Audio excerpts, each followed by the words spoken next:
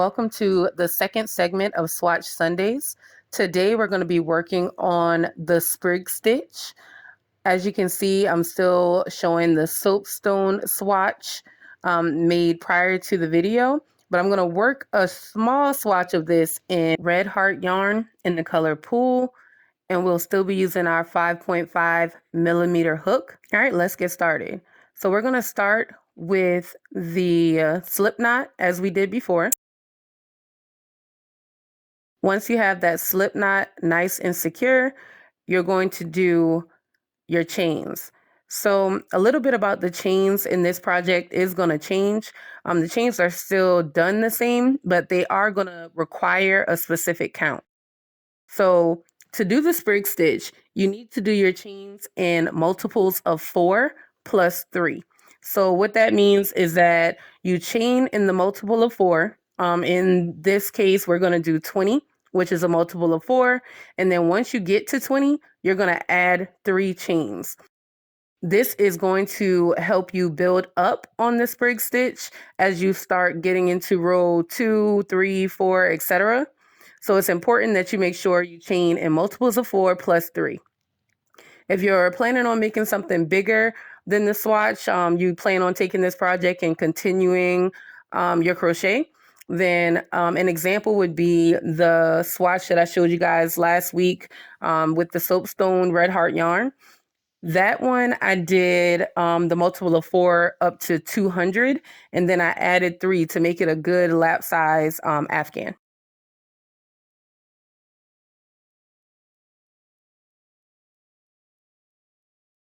All right, so now that I am almost complete with my chaining, I am going to just take a moment and count my chains.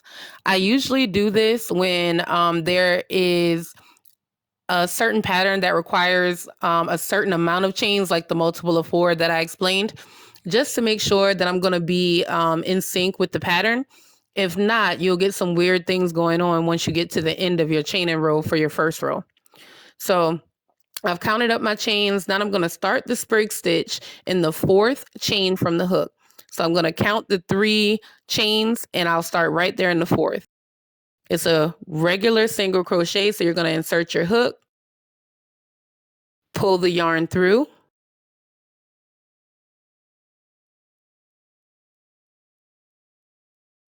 wrap your feeder yarn behind your hook, pull through 2. All right, so now you're going to do another single crochet in the same chain.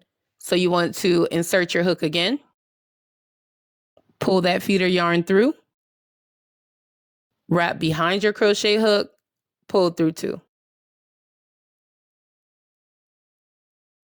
All right, from here, you actually want to chain 2 on that second crochet. So you're going to chain 1, wrap the yarn behind, pull through, chain another, wrap the yarn behind and pull through. All right, now you want to do 2 more single crochet in the very next chain. So go ahead and insert your hook, pull your yarn through,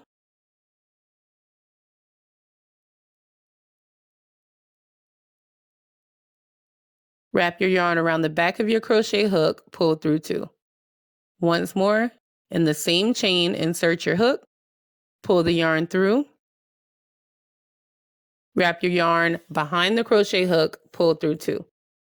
And you have your first sprig stitch. So you can see in the example how that sprig stitch is going to build on itself to end up making that really pretty pattern. All right, so next you're going to skip 2 chains. So 1, 2, and then you're going to start another sprig stitch in the 3rd chain once you've skipped 2. So again, you're going to do 2 single crochet.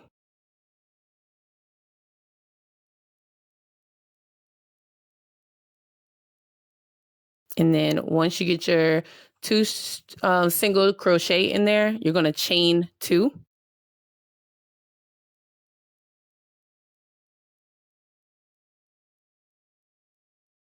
And then you're going to do 2 more single crochet in the next chain.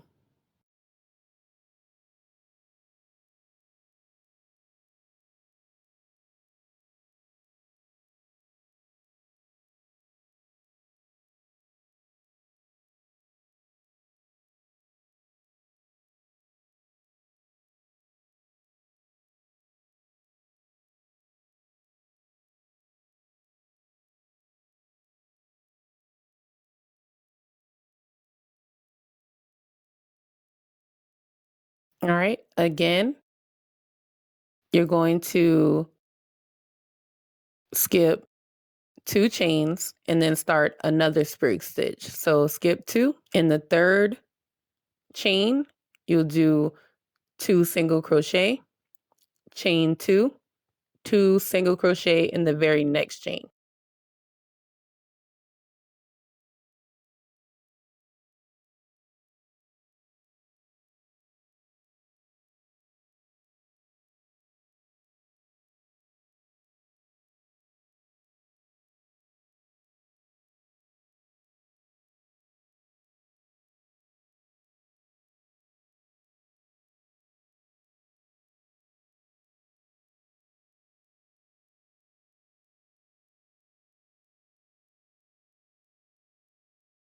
Okay, now that we've done a few of them together, I'll meet you back towards the end.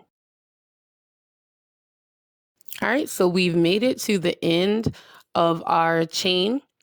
Now, at the end of your chain, you'll see 2 chains left. You're going to skip 1 chain and you're going to single crochet into the very last chain on your work.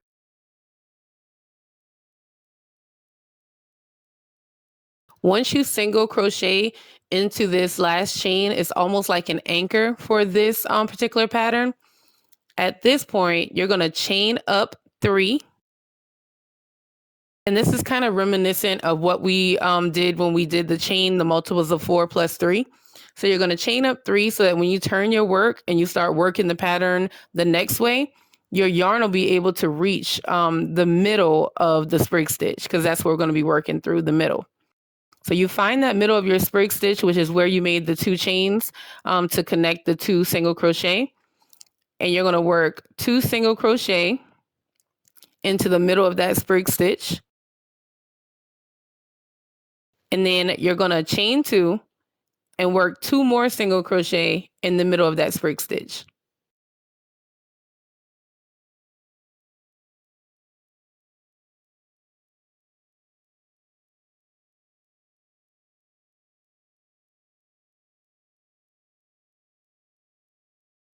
All right.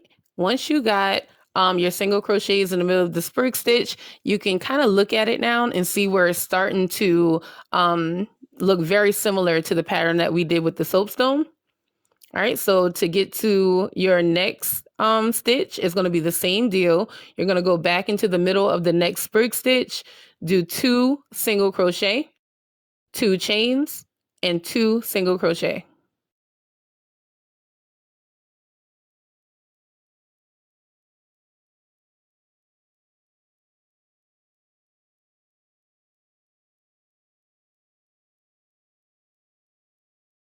All right, and that is the pattern that we're going to complete until we get to the end of the row.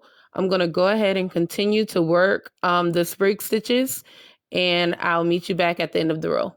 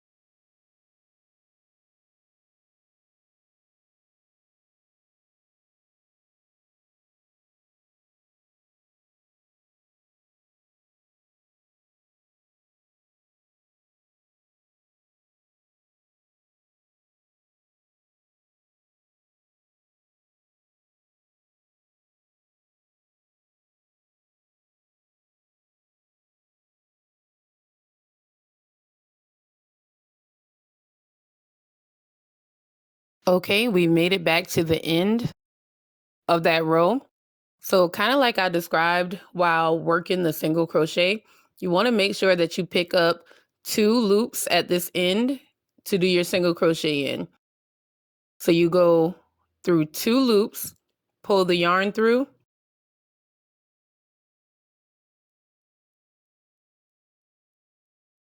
Once you have the yarn through the 2 loops, you do just a single crochet and you chain up 3 again. And as you can see, those ends are looking pretty straight right now. So that's what you're looking for.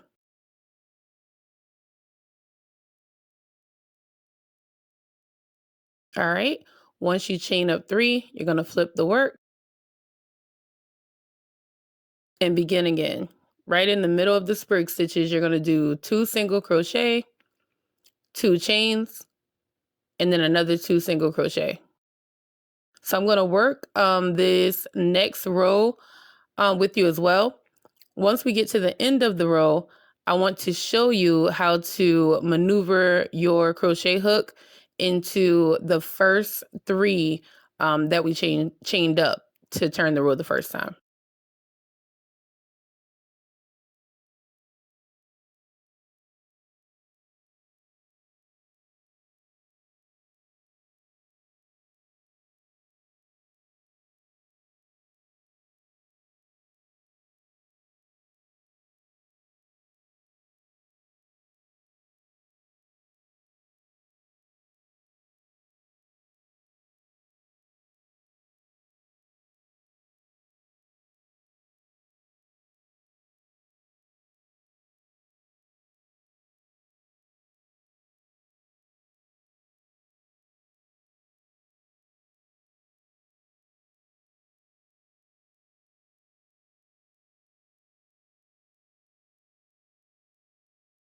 Okay, so I'm going to go ahead and speed up a little bit. And now we're getting near the end of the row. So once we're at the end of the row and we've gotten back to the 3 chains that we used the first time to turn, you're going to do the same thing. It's the same concept of picking up those 2 chains at the top. What I usually do is I just stick my needle through the middle, which almost always guarantees that I'm going to pick up 2 when I start doing my single crochet. So you're going to go ahead and do a single crochet through the 2 loops at the end. You're going to chain up 3. You're going to turn your work and start again. You're just going through the middle of the sprig stitch, doing 2 single crochet, 2 chains, and then 2 single crochet, and then moving on to the next sprig stitch.